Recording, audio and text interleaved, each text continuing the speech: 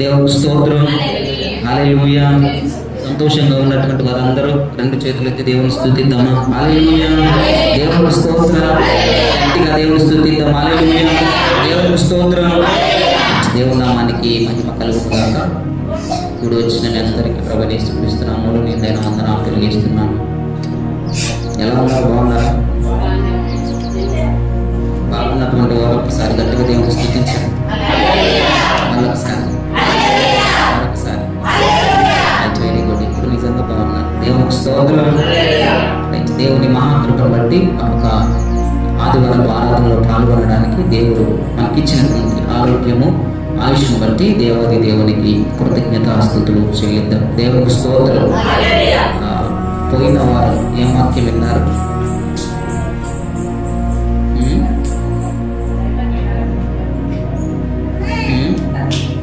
పోయిన వారం ఏం వాక్యం విన్నారు? దైవ జ్ఞానము తర్బీయతు పొందారా? మరి పోయిన వారం విశ్వాసాలకు తర్బీయతు ఇవ్వాలట. దేని ద్వారా? దైవ జ్ఞానము ద్వారా. దైవ జ్ఞానము ద్వారా విశ్వాసాలకు తర్బీదు. పోయిన వారం తర్బీదు పొందుకున్నాం.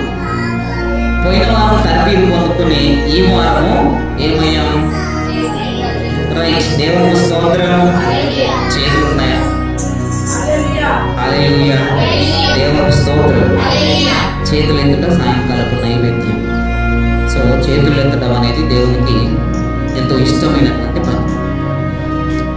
రైట్. పోయిన వారము వేదాంత విద్య ద్వారా విశ్వాసులమైనటువంటి మనము తర్బీదు తీసుకొని ఒక వారంలో తర్బీదు అయిపోయినా రైట్. మన వారం అంశాలు అలా లింక్ సిస్టమ్గా ఉంటాయి. ఒక్కొక్క వారం ఒక్కొక్క విధంగా దేవుడు మనల్ని బలపరుస్తూ ముందుకు తీసుకెళ్తూ ఉంటారు. కాబట్టి పోయిన వారము మనము తర్బీదు పొందాము. ఈ వారము దేవుని ప్రజలంగా ఉన్నాం. ఈరోజు అంశం ఏంటి? దేవుని ప్రజలు, క్రీస్తు పరివారం. దేవుని ప్రజలు, క్రీస్తు పరివారం. క్రీస్తు పరివారం అంటే పరివారం అంటే వారం అంటే పరి అంటే అర్థం మారిపోయింది. అంటే వినకూడదు. సో పరివారం అనగా కుటుంబం అని అర్థం, లేదా దేవుని సైన్యం అని అర్థం. దేవుణ్ణి వెంబడించేవారు అర్థం. పరివారం అంటే సైన్యం లేదా కుటుంబం, దేవునికి సంబంధించినటువంటి ఒక గుంపు అని అర్థం. దేవుని ప్రజలు క్రీస్తు యొక్క సైన్యం, పరివారం. రైట్. ఇప్పుడు మనమందరము దేవుని ప్రజలమేనా? గుండె మీద చేసుకొని చెప్పగలం కదా? చెప్తారా? చెబితే ఇప్పుడు మనం తెలిసిపోయే విషయాలు మనలో ఉండాలి. 100% ఉండాలి. అప్పుడే మనము దేవుని ప్రజలు. ఇది శారీరక సంబంధమైనటువంటి అర్థం వస్తే ఆత్మీయ సంబంధమైనటువంటి అర్థాన్ని మనము ఒక్కసారి ధ్యానం చేద్దాం. మనము దేవుని ప్రజలము. దేవుని ప్రజలం అయితే క్రీస్తుకి పరివారమై ఉండాలి. క్రీస్తుని వెంబడించేవారుగా ఉండాలి. క్రీస్తుని కుటుంబీకులుగా, క్రీస్తుని రక్త సంబంధికులుగా, క్రీస్తుని వెంబడించేవారుగా, క్రీస్తు పరివారంగా మనం ఉండాలి. అలా ఉన్నట్లయితే దేవుడు మనల్ని బహుగా ఆశీర్వదిస్తాడు.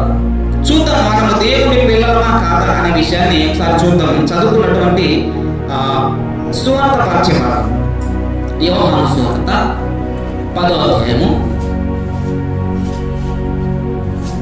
యోహాను సువార్త 10వ అధ్యాయము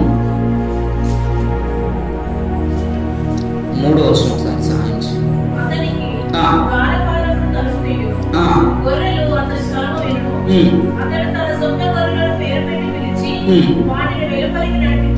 ద్వారమున అతనికి ద్వారపాలకుడు తలుపు తీయును, గొర్రెలు అతని స్వరమును వినును. దేవుని పిల్లలైనటువంటి వారు ఎవరి స్వరాన్ని వింటారు? దేవునికి మహిమ కలుగునుగా. మనము దేవుని పరివారము, మనము దేవుని పిల్లలము, మనము దేవుని ప్రజలు అయితే మనం ఎవరి స్వరాన్ని వినాలి? దేవుని స్వరాన్ని ఎప్పుడైనా విన్నారా? మీరు ఎప్పుడైనా దేవుని స్వరాన్ని విన్నారా? ఎట్లుంటుంది చెప్పండి.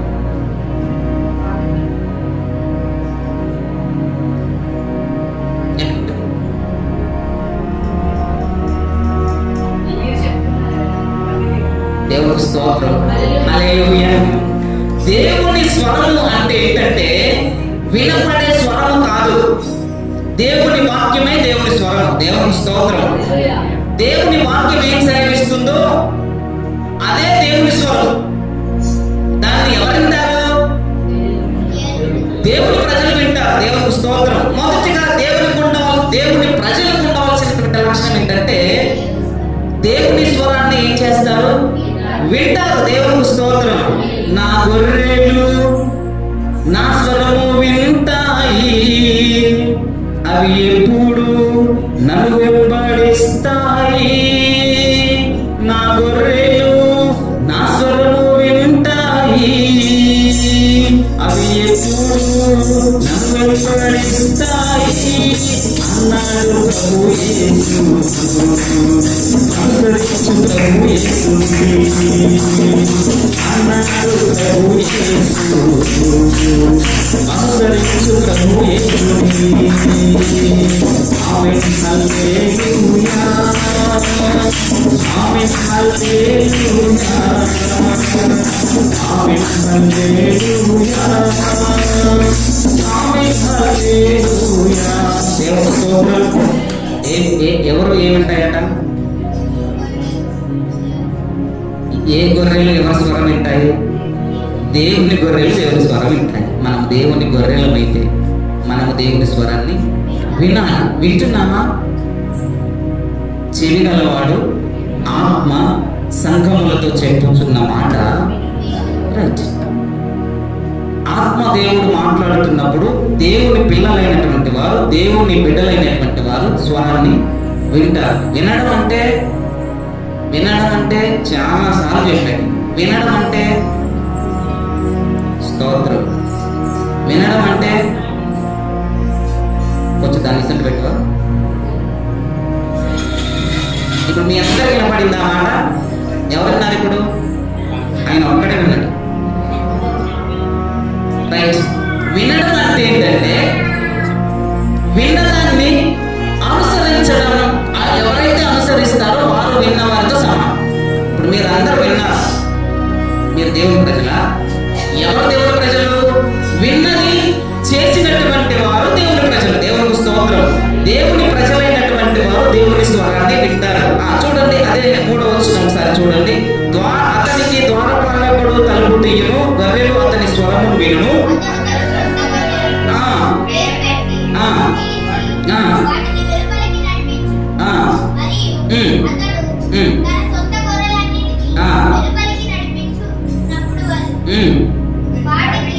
వాటికి ముందుగా నడుచును, గొర్రెలు అతని స్వరం ఎరుగును. గొర్రెలు ఏం చేస్తాయి? దేవుని ప్రజలైనటువంటి వారు ఏం చేస్తారంటే ఆయన స్వరాన్ని గుర్తుపడతారు. ఎవరి స్వరాన్ని ఎవరు గుర్తుపడతారు? దేవుని స్వరాన్ని దేవుని ప్రజలు గుర్తుపడతారు. నవీన్ వచ్చి పిలిచింది అనుకోండి, ఇప్పుడు ఎవరి దగ్గర తిరిగి చూస్తారు? ఉద్యోగం చూస్తుంది, లేదంటే మనిషి చూస్తుంది. మిగతా వాళ్ళు ఎందుకు చూడరు? రైట్. దేవుని స్తోత్రం. దేవుడు మాట్లాడుతున్నప్పుడు ఇది దేవుని స్వరమే అని ఎవరు గుర్తుపడతారు? ఇంతమంది ఇటు తిరిగి కూర్చున్నారు కదా, ఎవరైనా వచ్చి అక్కడ ఏదన్నా స్వరాన్ని వినిపించారనుకోండి, ఎవరు ఎక్కువ గుర్తుపడతారు? వారికి సంబంధించినటువంటి వారే తొందరగా గుర్తుపడతారు. ఇది మాయన వాయిస్ లాగా ఉంది అని వెనక తిరిగి చూస్తారు. అలాగే దేవుని ప్రజలైనటువంటి వారు దేవుని స్వరాన్ని గుర్తుపడతారు. దేవుని స్వరాన్ని గుర్తుపట్టి ఆయన స్వరం అని తెలుసుకొని ఆయన మాట విని ఆయన మాట ప్రకారంగా చేస్తారు. ఒకటి వింటారు, గుర్తు పడతారు. చూడండి, 5వ వచనం చూస్తే, 5వ వచనం ఒకసారి చూడండి.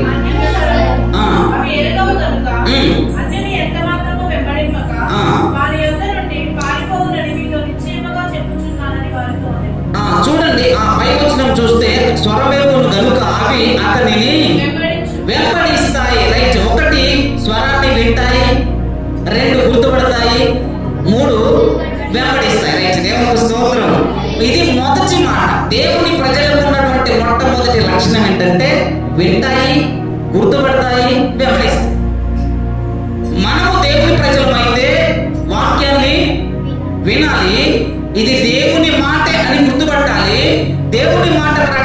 విని దేవుడిని వెంబడించాలి. దేవునికి స్తోత్రం. అప్పుడు మనం ఎవరము? దేవుని ప్రజలము. దేవునికి స్తోత్రం. హల్లెలూయా. ఇప్పుడు మనము వింటున్నామా? ఆయన స్వరాన్ని గుర్తుపెడుతున్నామా? ఆ మాట ప్రకారంగా ఆయనను వెంబడిస్తున్నామా? ఇలా వెంబడిస్తే మనము దేవుని ప్రజలు, క్రీస్తు పరివారము. వీరు నిజంగా క్రీస్తుని వెంబడించేవారు, వీరు నిజంగా క్రీస్తు కుటుంబీకులు, వీరు నిజంగా క్రీస్తుకి సంబంధించినటువంటి సైన్యం అని మిగతా వారందరూ అనుకుంటారు. దేవునికి స్తోత్రం. ఇది మొట్టమొదటి లక్షణం. వినాలి, గుర్తుపట్టాలి, ఆయన వెంబడించాలి. దేవునికి స్తోత్రం. రెండవదిగా చూద్దాం. మనం చదువుకున్నటువంటి పత్రికా పాఠం అపోస్తుల కార్యములు 16వ అధ్యాయం 13వ వచనం ఒకసారి చూడండి.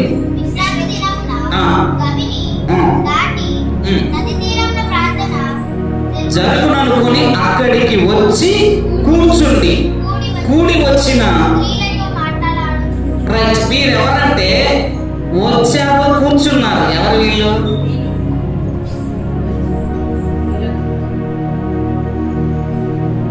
ఎవరు చెప్తారు చూద్దాం. వాళ్ళు ఎవరు? మళ్ళీ కదా నా మాట. విశ్రాంతి దినమున కవిని దాటి జరుగుననుకుని అక్కడికి వచ్చి కూర్చుండి. ఎవరు వచ్చారు, ఎవరు కూర్చున్నారు? అదే వచ్చింది ఎవరు? ఎవరు వచ్చారు? పౌలు శీల వచ్చారు. దేవునికి స్తోత్రం. పౌలు శీలలు వచ్చి ఇక్కడ ప్రార్థన జరుగుననుకొని వచ్చి కూర్చున్నారంట. ఇప్పుడు ఎవరు వచ్చి కూర్చున్నారు? దేవుని ప్రజలు వచ్చి కూర్చున్నారు. దేవునికి స్తోత్రం. దేవుని ప్రజలకు ఉండవలసినటువంటి రెండవ లక్షణం ఏంటంటే వస్తారు, కూర్చుంటారు, దేవుని మాటల మీద దేవుని మాటలు వింటారు. చూడండి, కింద వచనం చూస్తే, కింద వచనం చూడండి, 14వ వచనం. వినుచుండెను. దేవునికి స్తోత్రం. రెండవ దేవుని ప్రజలకు ఉండే రెండవ లక్షణం ఏంటంటే వస్తారు, కూర్చుంటారు, వింటారు. దేవునికి స్తోత్రం. హల్లెలూయా. మనం నిజంగానే వస్తున్నాం, చెప్పండి, కూర్చుంటున్నాం, వింటున్నాం. కానీ ముందు మాట్లాడుతున్నామే స్వార్థ పార్శ్వ భాగంలో స్వరము అది కావాలి. స్వరాన్ని వినాలి. ఇది దేవుని స్వరమే అని గుర్తుపట్టాలి. ఇది దేవుని స్వరమే అని వెంబడించాలి. దేవునికి స్తోత్రం. హల్లెలూయా. ఇక్కడ రెండవ లక్షణం, దేవుని ప్రజలకు ఉండే రెండవ లక్షణం ఏంటంటే ఏం చేస్తారు? దేవుని ప్రజలైతే వస్తారు. అంతేనా? మీరు దేవుని ప్రజలేనా? దేవునికి స్తోత్రం. నిజంగా మీరు దేవుని ప్రజలు. ఈ దేవుని ప్రజలు వచ్చి కూర్చొని దేవుని వాక్యాన్ని వింటారు. దేవునికి స్తోత్రం. దేవుని ప్రజలకు ఉన్న రెండవ లక్షణము వచ్చి కూర్చొని వాక్యాన్ని వింటారు. మూడవ మాటని జ్ఞాపకం చేస్తాను. మనం చదువుకున్నటువంటి ఆది కాండము 35వ అధ్యాయం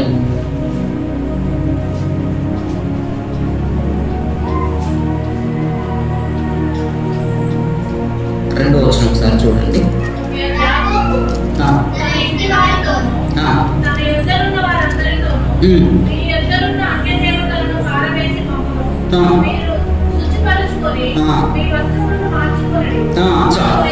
చాలు. ఇక్కడ దేవుని ప్రజలకు ఉండాల్సినటువంటి మూడవ లక్షణం ఏంటంటే చదువున్న మాటలు 2వ వచనం. తన యొద్దనున్న వారందరితో, యాకోబు గారు తన ఇంటి వారితోనూ తన యొద్ద ఉన్న వారందరితో మాట్లాడుతున్న మాట ఏంటంటే మీ యొద్దనున్న అన్య దేవతలను పారవేసి. రెండవదిగా మూడవ లక్షణము, దేవుని ప్రజలకు ఉండాల్సిన మూడవ లక్షణం ఏంటంటే దేవునికి అయిష్టమైన వాటిని అన్నింటినీ పారవేస్తారు. దేవునికి స్తోత్రం. దేవునికి నచ్చనటువంటి వాటిని పారవేస్తారు. దేవునికి నచ్చని పనిని వదిలి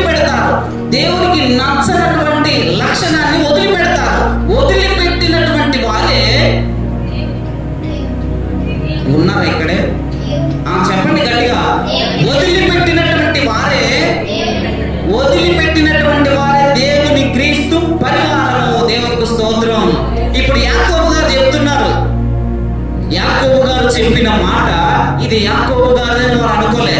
ఎవరి మాట అనుకున్నారు? దేవుని మాట అని అనుకున్నారు. కనుక వారి అన్య దేవతలను పారవేశారు.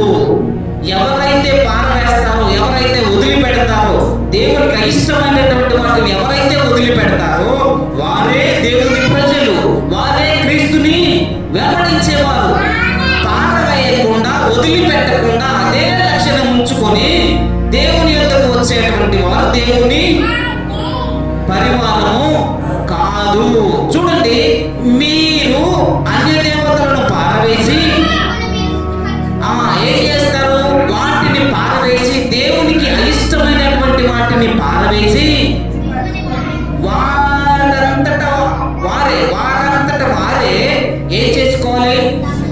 శుచిపరచుకోవాలి, శుభ్రపరచుకోవాలి. ప్రభువా, ఇన్ని దినాలు అపవిత్రమైనటువంటి జీవితాన్ని గడిపాను, ఈ రోజు నువ్వు దాన్ని నేనేం చేస్తున్నా? పారవేస్తున్నాను ప్రభు అని మనకు మనమే ఏం చేయాలి? ప్రార్థన చేసుకోవాలి. మనల్ని మనమే పరిశుద్ధపరచుకోవాలి. మనల్ని మనమే ఆత్మీయంగా మంచి వ్యక్తులుగా తీర్చిదిద్దుకోవాలి. ప్రభువా, నేను పరిశుద్ధంగా వస్తున్నాను. వస్తామా? స్నానం చేయకుండా వస్తామా? అసలు ప్రాముఖ్యంగా తల స్నానం చేయకుండా వస్తామా? రాము. ఎందుకంటే శరీరం అపవిత్రంగా ఉంటే దేవుడి దగ్గరకు వెళ్తే మంచిది కాదనే ఆలోచన ప్రతి మనిషికి తెలుసు.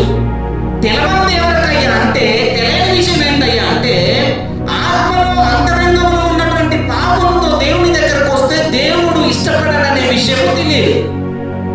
దేవుని బిడ్డలైనటువంటి వారు ఏం చేస్తారు? పారవేస్తారు.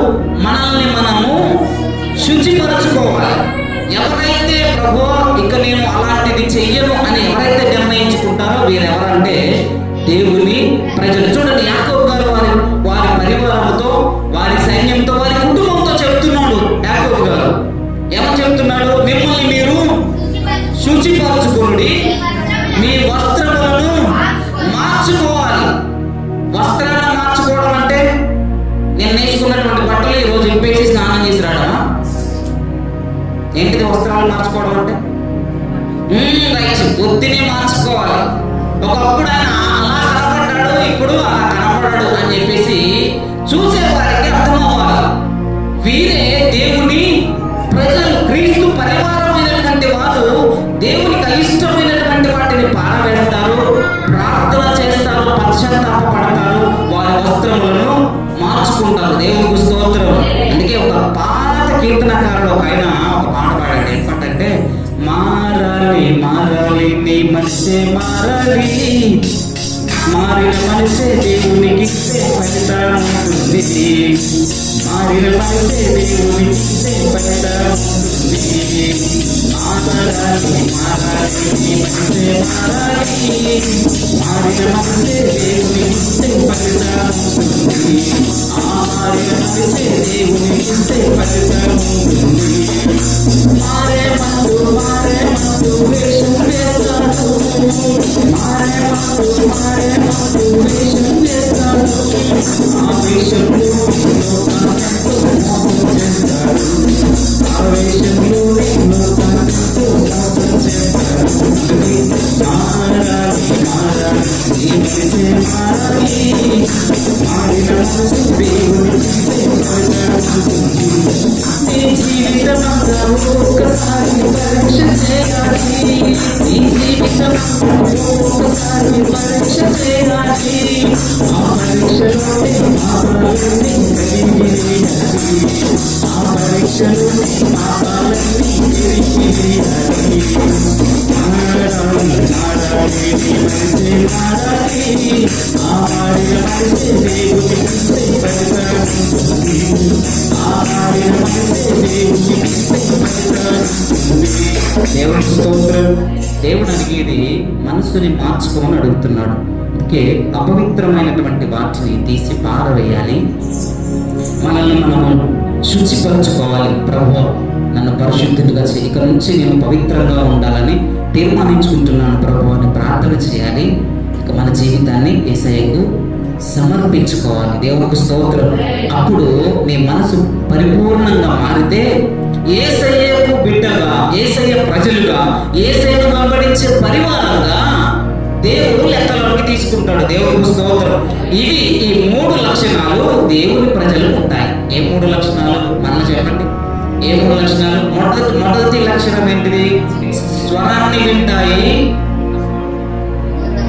గుర్తుపడతాయి, వెంబడిస్తాయి. స్వరాన్ని వింటాయి. ఇది దేవుని స్వరమే. ఎక్కడ టీవీలో, ఎక్కడ ఫోన్లో, ఎక్కడ దేవుని వాక్యం వినబడుతుందో ఆ వాక్యాన్ని విని ఇది దేవుని స్వరం అని గుర్తుపట్టి ఆ వాక్య ప్రకారంగా నడుచుకోవాలని దేవుని ప్రజలు అనుకుంటారు. మనం ఏం చేస్తాం? స్కిప్ కొట్టేస్తాం. వీళ్ళు దేవుని ప్రజలు ఎట్లా అవుతారు?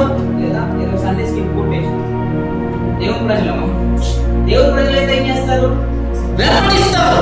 స్వరాన్ని వింటారు, గుర్తుపడతారు, వెంబడిస్తారు. తర్వాత ఏం చేస్తారు? వస్తారు, కూర్చుంటారు, వింటారు. దేవునికి మహిమ కలుగును గాక.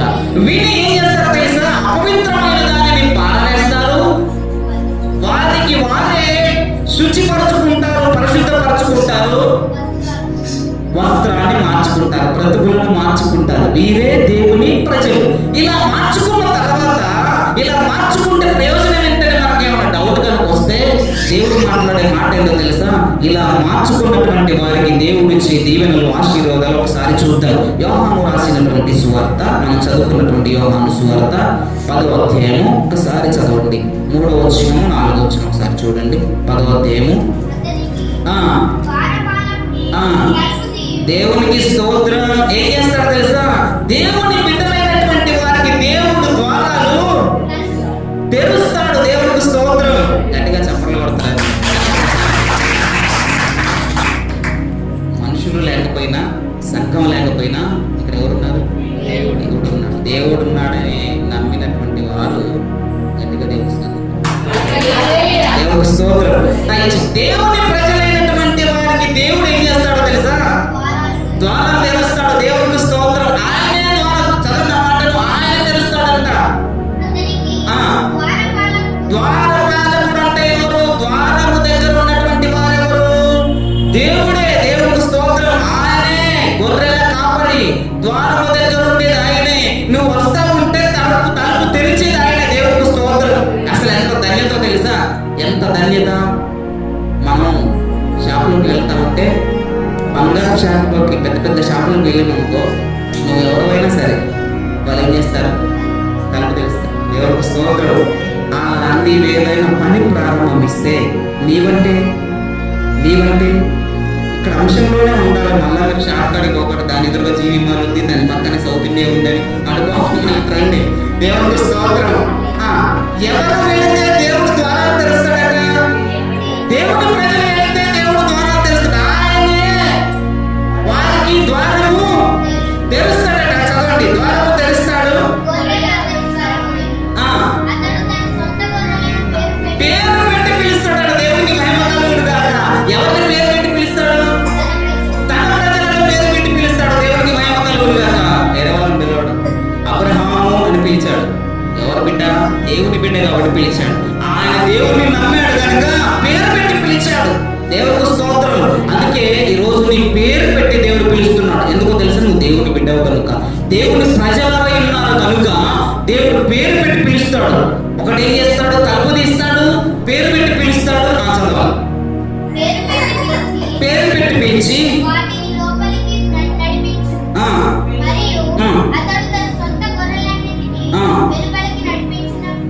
వెలుపలికి నడిపించినప్పుడెల్లా వాటికి ముందుగా నడుచున్న దేవునికి స్తోత్రం. ఏం చేస్తాడు? తలుపు తీస్తాడు, పేరు పెట్టి పిలుస్తాడు. నా వెనకాల రాని నీకు ముందుగా నడుస్తాడు. ఆయన దేవునికి మహిమ కలుగును గాక. ఏం చేస్తాడట? నీ ముందు ఎవరు ఉంటారు? ఎవరికి? దేవుని ప్రజలకి. అనగా మనం అంటే ఎవరు? ఇంతకు ముందు లక్షణాలన్నీ చెప్పానే. దేవుని ప్రజలకు ఉండాల్సిన లక్షణాలు. ఆ లక్షణాలు కనుక మనలో ఉంటే దేవుడు మనకు ఏం చేస్తాడు? నా బిడ్డ వస్తున్నాడని తలుపు తెరుస్తాడు. తలుపు తెరిచి నీ పేరు పెట్టి పిలుస్తాడు. పిలిచి నీకు ముందుగా నడుస్తాడు. దేవుని స్తోత్రం. దేవుని నమ్మినటువంటి దేవుని ప్రజలకు దేవుడిచ్చే ఆశీర్వాదం ఏంటో తెలుసా? నీకు తలుపు తెరుస్తాడు, పేరు పెట్టి పిలిచి నీకు ముందుగా నడుస్తాడు. దేవుని స్తోత్రం. ఈ లోకంలో దేవుడు నీకు తలుపు తెరుస్తాడు, ద్వారాలు తెరుస్తాడు. నువ్వు ఏదైనా పని ప్రారంభించినా, దేవుడి సన్నిధిలో నువ్వు ఏదడిగినా ఆయన ద్వారాలు తెరవజేసే దేవుడు. దేవుడు ద్వారం తెరవాలి అంటే దేవుని బిడ్డగా నువ్వు ఉండాలి. నువ్వు దేవుని ప్రజలైతే, దేవుణ్ణి గమనించే క్రీస్తు పరివారం కనుక నువ్వు అయి ఉంటే దేవుడు నీకు ద్వారాలు తెరుస్తాడు. లేకపోతే ఆ ద్వారాలు ఎవ్వరు తెరవరు. ఇంకొకడు వచ్చి తెలుస్తాడు, అటు కాదు పోయేది ఇట్రా అంటాడు. వాడెవడు? దొంగ, దోచుకున్నవాడు. వాడు వేరొక తొట్టిలోనికి నిన్ను నడిపిస్తాడు కదా. వాడు దొంగ. దేవుని ప్రజలైనటువంటి వారు దేవుని స్వరాన్ని విని గుర్తుపట్టి దేవుని ఏం చేస్తారు? వెంబడిస్తారు. అదే దేవుని ప్రజలు కానటువంటి వారు వేరొక స్వరాన్ని వింటారు, వేరొక మార్గాన్ని వెళ్తారు, వేరొక వ్యక్తిని లేదా వేరొకరిని వెంబడిస్తారు. వారు నిత్య నాశనమునందుకే వెళతారు. దేవుడు వారిని ఆపడు. ఏం చేయాలి? స్వరాన్ని వినాలి. ఎవరైతే వింటారో, ఎవరైతే గుర్తుపడతారో, ఎవరైతే వెంబడిస్తారో వారికి దేవుడు ద్వారాలు తెరుస్తాడు. దేవుడికి మహిమ కలుగును గాక. హల్లెలూయా. దేవునికి స్తోత్రం. మనకు ముందుగా నడిచే దేవుడు మన దేవుడు. మన దేవుడికి మనము ప్రజలమై ఉన్నాము. దేవునికి స్తోత్రం. రెండవదిగా చూద్దాం. దేవుడికి మనము ప్రజలంగా ఉంటే దేవుడు మనకిచ్చే దీవెనలు, ఆశీర్వాదాలు మరొకసారి జ్ఞాపకం చేస్తాను. చూడండి, పత్రికా పాఠము మనం చదువుకున్నటువంటి అపోస్తలుల కార్యములు 16వ అధ్యాయము 14వ వచనం చూడండి. 16వ అధ్యాయము 14వ వచనం.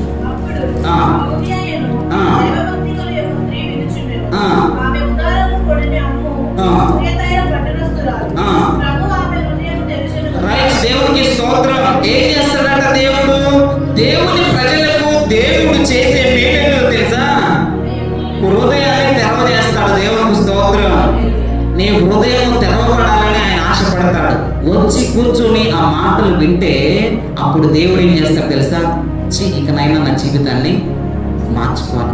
నేను ఎందుకంటే ఉంటున్నా అని ఎన్నిసార్లు మనకు అనిపించిందా లేదా? వాక్యం చెప్పేటప్పుడు, ప్రార్థన చేసేటప్పుడు, ఆరాధన చేసేటప్పుడు, ప్రభువా ఒకప్పుడు అట్లున్నానయ్యా, ఇప్పుడు అలా ఉండకూడదు ప్రభువా, నేను మారతానయ్యా అని ఎన్నిసార్లు మనకు అనిపించలేదా? అంటే దాని అర్థం ఏంటంటే దేవుడు నీ హృదయాన్ని తెరుస్తున్నాడని అర్థం. ఇకనైనా మార్పు పొందు అని. దేవునికి స్తోత్రం. హల్లెలూయా. గట్టిగా రెండు చేతులు ఎత్తి దేవుని స్తుతిద్దాం. హల్లెలూయా, హల్లెలూయా. దేవుడు హృదయాన్ని తెరుస్తాడు. చదువు. దేవుడు ఆ హృదయాన్ని తెరిచి, స్తోత్రం. 16వ వచనం, 14వ వచనం, 16వ అధ్యాయం.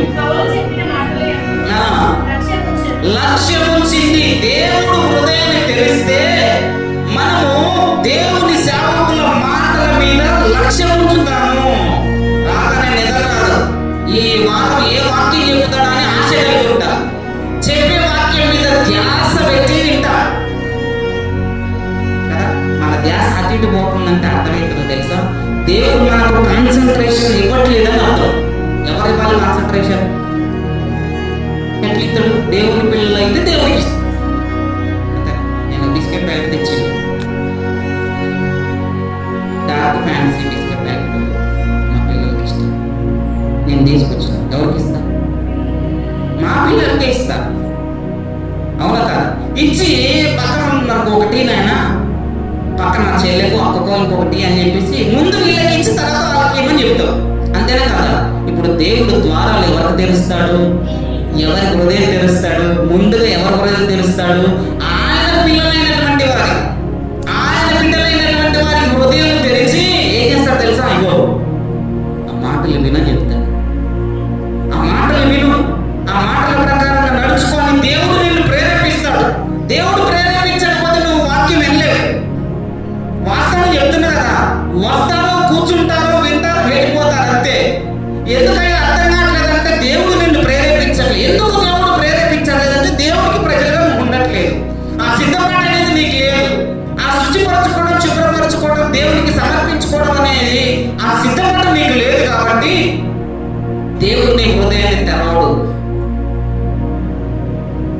దేవుని వాక్యం మీద లక్ష్యం ఉంచడానికి దేవుడు సహాయం చేయడు. ఇప్పుడు లూదియా దేవుడి మాటలు వినడానికి వచ్చి కూర్చొని వింటుంది. వినే ఆసక్తి కనుక ఉంటే దేవుడు ఏం చేస్తాడు తెలుసా?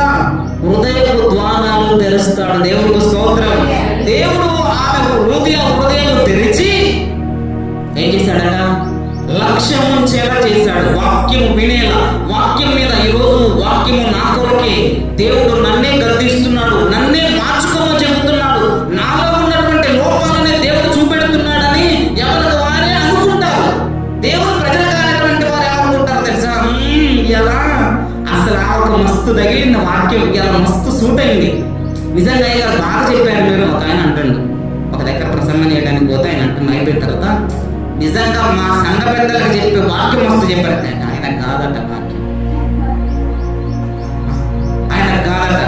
అంటే ఇప్పుడు లక్ష్యం ఏ మాటైనా లక్ష్యం ఉంచిందంటే ఆ మాటలు వాళ్ళకి మస్తు సూట్ అయినాడు. ఈయన కాదట, వాళ్ళు దేవుని ప్రజల. కానీ దేవుని బిడ్డలైనటువంటి వారు ఏం చేస్తారో తెలుసా? ఈ లూదియ దేవుని బిడ్డ. దేవుని బిడ్డ కనుక హృదయం తెరవబడింది, వాక్యం మీద లక్ష్యం ఉంచింది. ఏం చేయబడిందో తెలుసా? కింద చూడండి, ఆ కిందికి వెళితే ఆమె ఇంటి వారును బాప్తిస్మం పొందారు. దేవునికి మహిమ కలుగును గాక. అది లేక నువ్వు కనుక వాక్యం మీద దృష్టి పెడితే నీ కుటుంబీకులు అందరూ నీతో పాటు వస్తారు. మన పెట్టనే మన హృదయాలు దేవుడు తెరవట్లేదు, మనం వాక్యం మీద కాన్సన్ట్రేషన్ చేయట్లేదు, దేవుడు సహాయం చేయట్లేదు, మన కుటుంబాలు రక్షింపబడట్లేదు. కారణం ఏంటంటే మనమే దేవుని ప్రజలుగా ఉండట్లేదు. ఇప్పుడు ఎంతమంది వచ్చారో ఏమితోటి? లూదియలో ఎంతమంది వచ్చారు గుడికి? కుటుంబం వచ్చిందా? ఉదాహరణ కూడా అమ్ముకునే కుటుంబం అంతనే తీసుకుంటూ అనుకోదు, ఒకటే తిరుగుద్ది. వ్యాపారస్తులు కుటుంబం కాదు పోతారైంది. ప్రసాద్ గారు పొద్దున్న కూరలు పోతారు, అందరినీ తీసుకొని పోతాడా? కార్తీక్ ముందు చేద్దాం బండికి ఇష్టం దాని కూరగాయలు తీసుకుపోతాడా? వ్యాపారస్తులు ఒక్కలే పోతారు. మరి నువ్వు ఎంతమంది పోయినా ఒక్కటే వెళ్ళింది, ఒక్కతే వాక్యం విన్నది. దేవుడు ఆమె హృదయాన్ని తెరిచాడు, ఆ వాక్యం మీద లక్ష్యం ఉంచింది. ఆ వాక్యము ఆ కుటుంబాన్ని రక్షించేలా చేసింది. దేవునికి స్తోత్రం, దేవునికి మహిమ కలుగును గాక. దేవుడిని నమ్మితే, మనము దేవుని ప్రజలమైతే మన కుటుంబము రక్షణలోకి వస్తుంది. దేవునికి స్తోత్రం. దేవుడు రక్షిస్తాడు మనల్ని. దేవుడు ప్రత్యేకంగా ఆశీర్వదిస్తాడు. మన హృదయాలు తెరవబడతాయి. నువ్వు దేవుని బిడ్డవైతే, దేవుని ప్రజలైతే మీ హృదయాలు తెరవబడతాయి. ఎక్కడికో పోయి ఎవరిదో వాక్యం వినాల్సిన అవసరం లేదు. ఆయన వాక్యం బాగా చెప్తాడు, పలానా మాస్టర్ అయితే వాక్యం బాగా, ఎక్కడ ఆరాధన బాగా జరుగుద్ది. ఎందుకు జరిగి ఏ లాభం? గుణదల పోయి గుండు కొట్టించుకున్నా లాభం లేదు, మెడక చేసి పోయి చూపించినా లాభం లేదు, అంతేనంటారా? ఏసైనా దగ్గర పోయి చూపించినా లాభం లేదు. ఏం జరగాలి? దేవుని బిడ్డలుగా మనం మార్చబడాలి, దేవుని హృదయం తెరవబడాలి. దేవునికి స్తోత్రం. అప్పుడు మనము దేవుని వాక్యం మీద లక్ష్యం ఉంచుతాము. మన కుటుంబీకులు దేవునికి స్తోత్రం, మారు మనసు పొందుతారు, రక్షణలోకి వస్తారు. అది దేవుడిచ్చే ఆశీర్వాదం. మనము దేవుని బిడ్డలమైతే మన కుటుంబం అంతా దేవుని బిడ్డలుగా మార్చబడతారు. మూడుగా నేను జ్ఞాపకం చేస్తాను. మనం చదువుకున్నటువంటి ఆదికాండము 35వ అధ్యాయం. ఆదికాండము 35వ అధ్యాయం. ఒక్కసారి 5వ వచనం చూడండి. 5వ వచనం. దేవుని భయము వారి చుట్టూన్న పట్టణముల మీద ఉండెను. దేవుని భయము వారి చుట్టూన్న పట్టణముల మీద ఉండెను. దేవుని భయము వారున్న పట్టణముల చుట్టూ. దేవుని భయం మనం వెళ్ళిన స్థలానికి, దేవుని మన పట్టణాలకే తెలవట్లేదు. దేవుని భయం ఆమె వచ్చిందంటే జాగ్రత్తగా మాట్లాడాలనే భయము మన పక్కనకే తెలవట్లేదు. వచ్చింది కూర్చో, ఇన్ని రోజులు నీ కోసం చదువుతానని నోటుకొచ్చినట్టు మాట్లాడే పరిస్థితులు కనబడతాం. దేవుని బిడ్డలైనటువంటి వారు వెళ్తే దేవుని భయము ఎక్కడ ఉంటుందట? పట్టణంలో వారు ఎక్కడైతే ఉన్నారో వారి చుట్టూ ఉన్న పట్టణముల మీద దేవుని భయం ఉంటుందట. పలానా అయ్యగారు, పలానా దేవుని బిడ్డలు పలానా స్థలానికి వచ్చారట అనే భయము ఆ చుట్టూ కూడా వ్యాప్తి చెందుతుంది. మరి మనం ఉంటే దేవుని భయం అనేది మనకు అర్థం కావట్లేదు. దేవుని ఆత్మ కనపడదు, దేవుడు కనపడడు, కానీ దేవుని భయం మాత్రం కనపడాలి. దేవునికి స్తోత్రం. ఎవరి దగ్గర దేవుని భయం ఉంటుందో తెలుసా? ఎవరి దగ్గర కాదు, వారు ఎక్కడికి వెళ్తే వారు చుట్టూ కూడా దేవుని భయం ఉంటుందట. దేవునికి స్తోత్రం. వారు వెళ్తా ఉంటేనే సిట్రైట్ అవుతారు అంతే. వారు వెళ్తా ఉంటేనే సిట్రైట్ అవ్వాలంతే.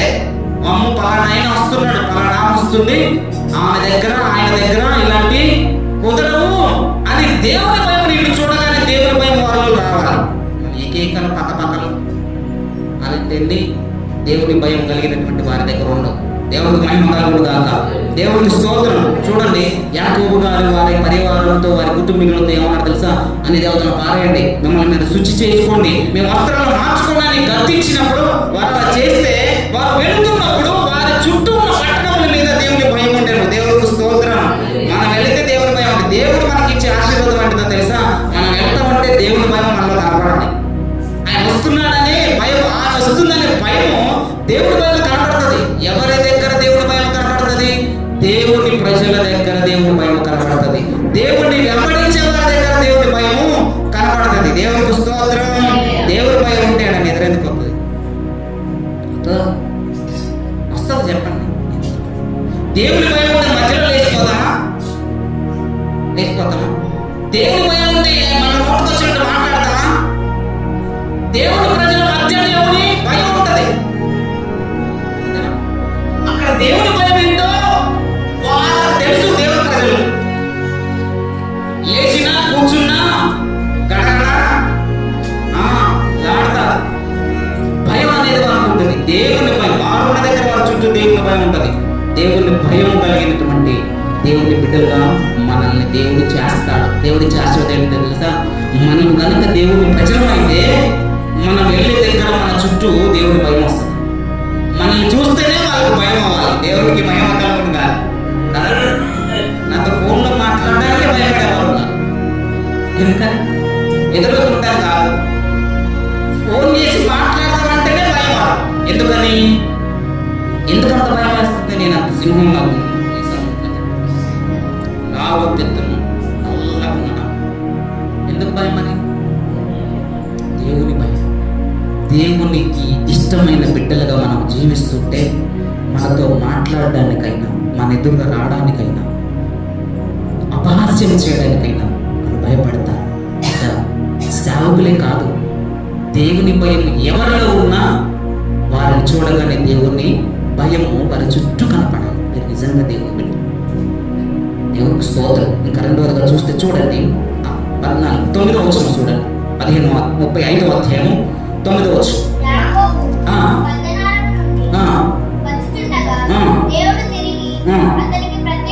ప్రత్యక్షమై ఆశీర్వదించిన దేవునికి స్తోత్రం. దేవుడే యాకోబునకు ప్రత్యక్షమై యాకోబుని ఆశీర్వదించాడు. దేవునికి స్తోత్రం. దేవుని ప్రజలంగా మనము ఉంటే, దేవుని పరివారంగా మనం ఉంటే దేవుడే మన యొద్దకు వచ్చి మనం ఆశీర్వదిస్తాడు. గట్టిగా చెప్పండి. దేవునికి మహిమ కలుగును గాక. ఎవరి దగ్గరకు దేవుడు వచ్చి ఆశీర్వదిస్తాడు? ఎవరి దగ్గరకు? దేవుని ప్రజల యొద్దకు దేవుడే వస్తాడు. వచ్చాడా లేదా? యేసుక్రీస్తు ప్రభువు వారు పుట్టినప్పుడు దేవుని దూతలు ఎవరి దగ్గరకు వచ్చాయో తెలుసా? ఎక్కడికి వచ్చాయి? దేవునికి మహిమ కలుగును గాక. గొర్రెలు కాచుకునే వారి దగ్గరకు ఆకాశం నుండి దూతలు వచ్చి అక్కడే దేవుణ్ణి స్తుతించాయి. దేవునికి స్తోత్రం. ఎక్కడ? ఊరి బయట. మనం ఎక్కడుంటే దేవుని ప్రసన్నత అక్కడ ఉండాలి. మనం ఎక్కడ అడుగు పెడితే అక్కడ దేవుని ఆశీర్వాదము రావాలి. ఎలా వస్తుంది అంటే, మనం దేవుని బిడ్డలం అయితే మనతో పాటు దేవుడు వచ్చి మనం ఎక్కడ అడుగు పెడితే అక్కడ దేవుడు ఆశీర్వదిస్తాడు. దేవుని స్తోత్రం. పట్టణ రాములో యాకోబుకు దేవుడు ప్రత్యక్షమై యాకోబుని దేవుడు ఆశీర్వదించాడు. దేవుడికి స్తోత్రం. అసలైతే మోసగాడే, ఎందుకు పనికిరానుడే, దేవుని ఆశీర్వాదాన్ని పొందుకోవడానికి అర్హత లేనటువంటి వాడే, కానీ దేవుని ప్రజలుగా మార్చబడ్డాడు. దేవుని బిడ్డగా మార్చుకున్నాడు. హృదయాన్ని మార్చుకున్నాడు. దేవుని స్వరాన్ని విన్నాడు. తన వస్త్రములు మార్చుకున్నాడు. దేవునికి ఇష్టమైనటువంటి దానిని విడిచిపెట్టాడు. దేవుని పాదాలు పట్టుకొని అడిగాడు. అప్పుడు దేవుడు ప్రత్యక్షమై యాకోబుని ఆశీర్వదించాడు. దేవుడు మనకెందుకు ప్రత్యక్షం అవ్వట్లేదు, మనల్ని ఎందుకు దేవుడు ఆశీర్వదించట్లేదు అంటే ఇంకా మనము దేవుని బిడ్డలుగా మార్చబడడానికి ప్రయత్నము చేస్తున్నామే తప్ప దేవుని బిడ్డలుగా కాలేకపోతున్నాం. 6 సంవత్సరాలు అయింది వచ్చి, మీరు కాదండి, నేను దేవుని బిడ్డగా మార్చబడ్డానయ్యా, నేను ఎక్కడికి వెళ్ళినా దేవుని ఆశీర్వాదం నాతో వస్తుంది అని అనగలిగితే మనం దేవుని బిడ్డలమే. దేవునికి స్తోత్రం. దేవుడు ఆ స్థలానికి వచ్చి ఆశీర్వదిస్తాడు. ఆశీర్వదించడమే కాకుండా ఇంకా ఆయన ఏమి ఇస్తాడో తెలుసు. చూడండి, కిందికి వెళితే 11వ వచనం చూడండి, 35వ అధ్యాయము 11వ వచనం.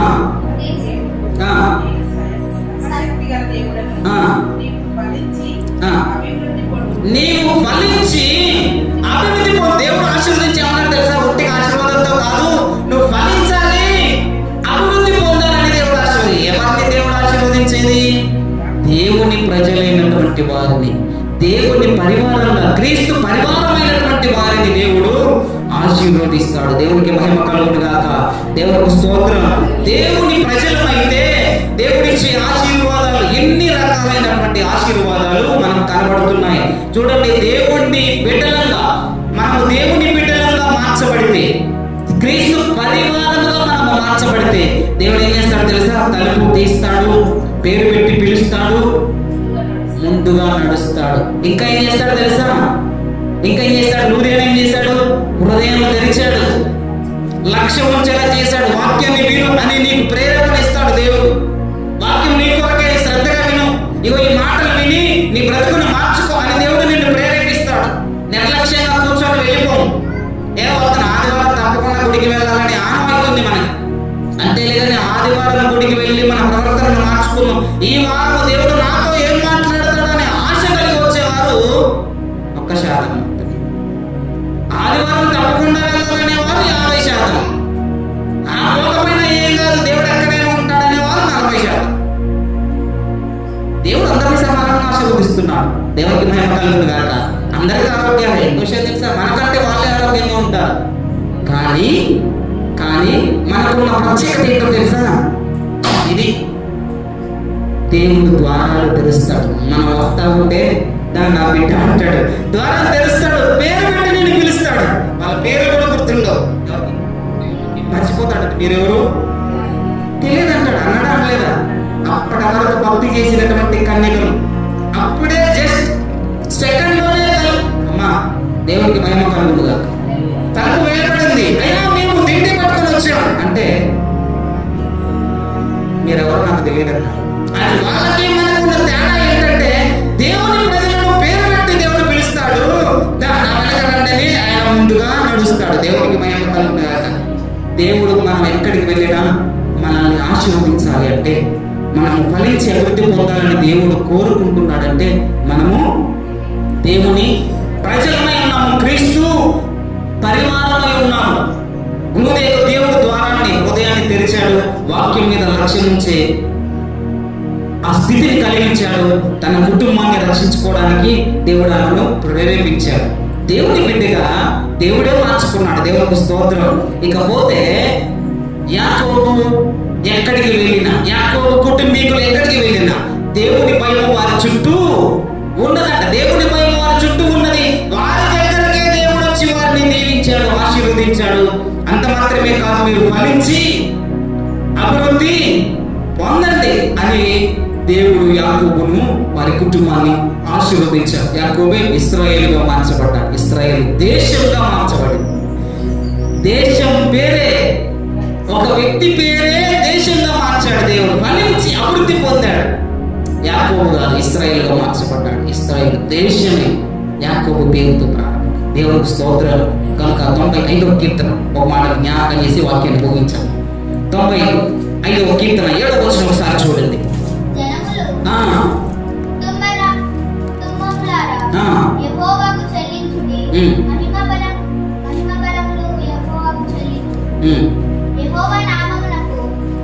తొంభై 95వ కీర్తన 7వ వచనము.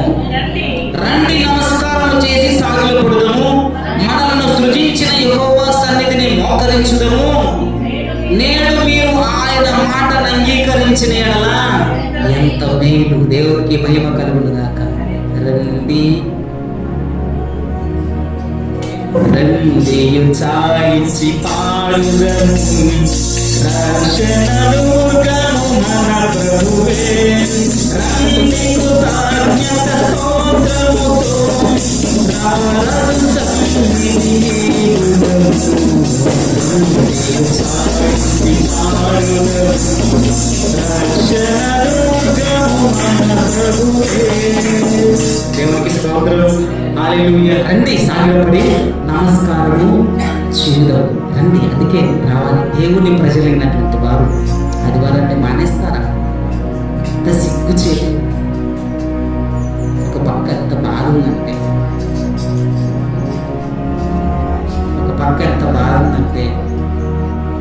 మనమైనా ఉన్న నలుగురమైనా దేవుని ప్రజలంగా మార్చబడాలి. దేవుడి కోసం ప్రత్యేకంగా నీతో మాట్లాడుతున్న మాట ఎంత తెలుసు? నువ్వు నా బిడ్డగా మార్చబడాలి. నువ్వు ఎక్కడికి వెళ్తే నేను అక్కడ ఆశీర్వదిస్తాను. నువ్వు ఆ స్థలంలో ఫలించి అభివృద్ధి పొందుతావు. ఇంతకుముందు ఎలా ఉండవు వదిలే. ఇంతకుముందు నీ భక్తి ఎలా ఉందో దాన్ని వదిలిపెట్టు. ఇంతకుముందు నీ జీవితం ఎలా ఉందో దాన్ని మర్చిపో. ఇకనైనా ఆయనకు ఇష్టమైనటువంటి వాటిని పారవేసి మిమ్మల్ని మీరు శుద్ధి చేసుకొని మీ వస్త్రాలను మార్చుకోండి. రండి, వచ్చి సాగిలపడండి. ఇప్పుడైనా ఆయన మాటలు వింటే ఎంత మేలు. ఆ మాటలు చూడండి. మనము ఆయన చూడండి 7వ వచనం చూస్తే, నేను మీరు ఆయన మాట అంగీకరించిన యెడల ఎంత మేలు. మనకన్నీ మేలులే జరుగుతాయి ఎప్పుడు ఆయన మాటను అంగీకరించిన. కాబట్టి ఆయన మాటను మనము అంగీకరిద్దాం. ఏంటా మాట?